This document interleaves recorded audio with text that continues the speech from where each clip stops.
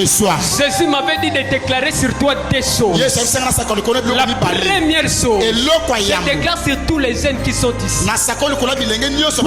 Lève ta main, vous avez perdu l'espoir. Tu avais perdu l'espoir. Il y avait plus de joie dans ton cœur. Lorsque tu regardais à gauche, tu ne voyais personne. Tu regardais à droite, tu ne voyais personne. Et tu te disais que ma vie là, lorsque je regarde l'avenir, je ne vois aucun espoir. Mais Dieu m'avait dit de te dire, ce matin, c'est le matin de ta joie. Commence à recevoir la joie. Parce que reçois l'espoir de Jésus. Parce que Jésus m'avait dit de te dire, tu n'as pas besoin d'un homme élevé. Mais l'homme élevé que tu as besoin, c'est lui Jésus-Christ de Nazareth. Il m'avait dit de te dire, arrête de dire que je n'ai personne. À partir d'aujourd'hui, il y a une personne. Cette personne est là. Ce n'est pas ton père. Ce n'est pas ta mère. Ce n'est pas ton pasteur. Mais il m'avait dit de te dire, c'est lui Jésus-Christ de Nazareth. Il est l'homme que tu as besoin. Il m'avait dit de déclarer sur une famille. Il y a une famille ici. Lorsque tu regardes ta famille, tu ne vois pas d'espoir. Tu as perdu la joie. Tu ne sais pas ça sera comment. Est-ce que ma famille peut être bénie? Tu te posais beaucoup de questions. Est-ce que dans ma famille là, je peux avoir la joie? Jésus m'avait dit de te dire, lève ta main comme ça. Pendant que tu lèves ta main, il est en train de te donner la joie. Il est en train de te dire, arrête avec les inquiétudes. Jésus est là. Il m'avait dit de vous dire que lui il est là. Lui Jésus est là. Il m'a dit de vous dire, il se porte garant.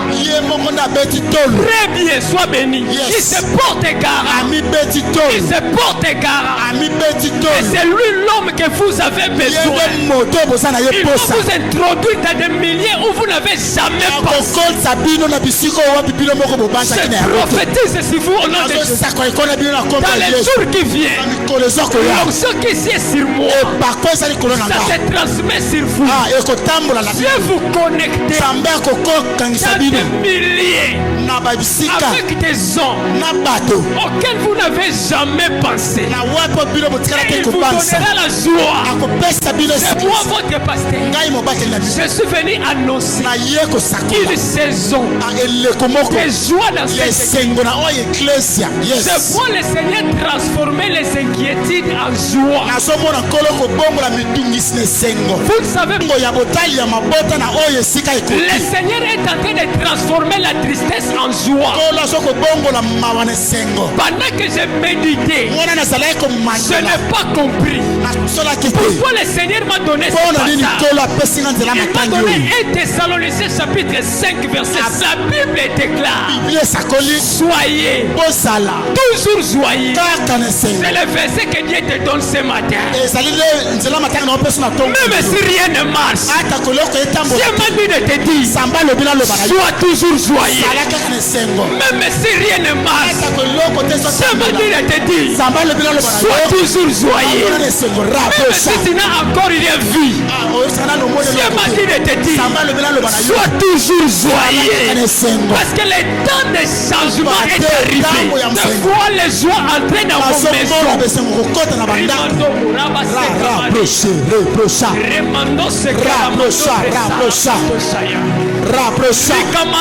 Pendant que tu pries, le Seigneur déverse sur toi l'huile de joie. Les hommes sensibles ont commencé à prier sans être poussés. Je vois l'onction de joie en ce lieu. Commence à demander l'onction de joie. Du Seigneur, remplis-moi de l'onction de joie. Yes. Je vois un groupe de jeunes. Un groupe de jeunes en train de se réjouir fortement. Je ne sais pas pourquoi le Seigneur me le montre. Je vois un groupe de jeunes en train de sauter. En train de sauter. Ils se réjouissent de ce que le Seigneur fait dans leur vie.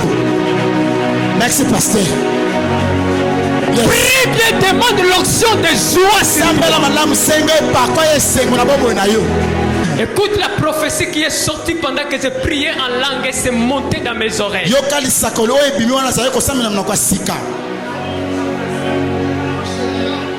Je vois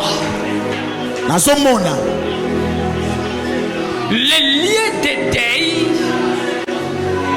Les gens se sont réunis pour un deuil.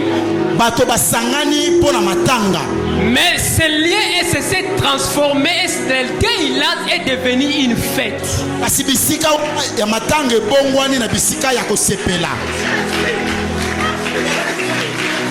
Sarabando Bressomanda. Yes. Reçois les siens au nom de Jésus. Je vous dis des choses vraies, faites attention. Dieu me dit, écoute ce que tu dis en parlant en langue. Les deuils des fils du centre évangélique, les Élis, s'est transformé en joie. L'Éternel est en train de transformer la tristesse en joie, les maladies en guérison, les célibats en mariage. Si tu étais malade ce matin, je te rassure que la guérison est là.